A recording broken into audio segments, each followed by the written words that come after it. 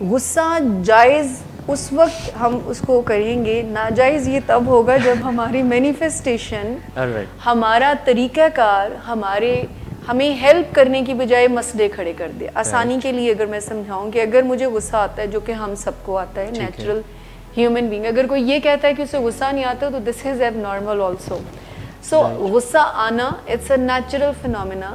لیکن غصے کے اظہار کے لیے جو طریقہ کار یوز کیے جاتے ہیں، اگر تو اس سے آپ کا اپنا اور کسی دوسرے کا نقصان نہیں ہو رہا تو یہ آپ غصے کی مینجمنٹ ٹھیک ہے. یعنی نہ آپ اپنا نقصان کر رہے ہیں، نہ کسی دوسرے کا کر رہے ہیں، نہ ارد گرد کے ماحول یا شیشے بچے ہوئے ہیں اور موبائل فون بچا ہوا ہے.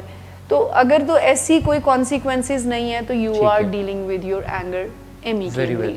لیکن اگر آپ خود نقصان اٹھا رہے ہیں یا کوئی دوسرا نقصان اٹھا رہا ہے یا ارد گرد کا ماحول، تو پھر اس کا مطلب ہے there is a need to learn some anger management skills.